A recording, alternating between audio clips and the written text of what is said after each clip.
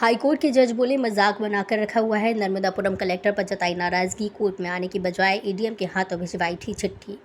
दरअसल हाईकोर्ट में नर्मदापुरम में जमीन से जुड़े एक मामले की सुनवाई हो रही थी। इस दौरान कलेक्टर सोनिया मीणा को हाजिर होने को कहा गया था, लेकिन कलेक्टर ने खुद आने की बजाय एडीएम के हाथों सीधे हाईकोर्ट जज के नाम एक चिट्ठी भेज दी। हाईकोर्ट ने कहा कि कोई भी अधिकारी अपनी बात सरकारी वकील के जरिए ही कोर्ट में रख सकता है, इस तरह सीधे जज को चिट्ठी नहीं भेज सकता।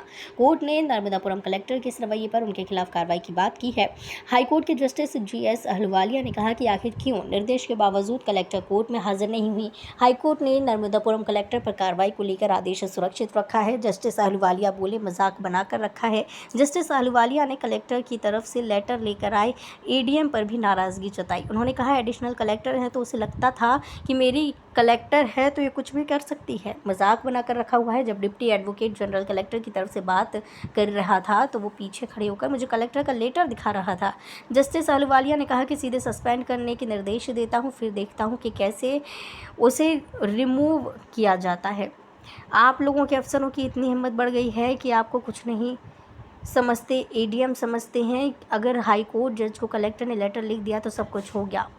यह पूरा मामला जिसके चलते हाईकोर्ट ने कलेक्टर को बुलाया था। दरअसल नर्मदापुरम में रहने वाले प्रदीप अग्रवाल और नितिन अग्रवाल का जमीन को लेकर विवाद था। विवाद नहीं सुलझा तो इसे लेकर प्रदीप अग्रवाल ने हाईकोर्ट में याचिका दायर की, जिस पर हाईकोर्ट के जस्टिस जीएस अहलुवालिया ने नामांतरण की प्रक्रिया नए सिरे से करने के आदेश दिए।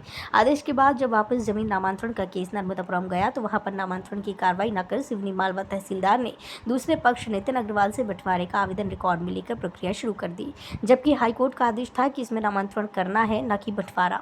इसके खिलाफ पक्षकार प्रदीप अग्रवाल ने रिवीजन आवेदन अपर कलेक्टर को सौंपा और बताया कि तहसीलदार की ये कार्रवाई हाईकोर्ट के आदेश का उल्लंघन है, जिसे सुधारा जाए। अपर कलेक्टर ने भी तहसीलदार की कार्रवाई को सही ठहराया और कहा कि हाईकोर्ट के निर्देश का पालन हो रहा है, जिसके चलते मामला दोबारा हाईकोर्ट पहुंचा। तो यहाँ याचिकाकर्ता के वकील सिद्धार्थ गुलाटी ने कोर्ट को बताया कि हाईकोर्ट का आदेश नामांतरण का था, जबकि तहसीलदार बंटवारा कर रही हैं। हाईकोर्ट ने सुनवाई की और शुक्रवार को नर्मदापुरम कलेक्टर को उपस्थित होने को कहा और कार्रवाई समझाने को कहा। कलेक्टर बोली मेले की व्यवस्था में व्यस्त थी।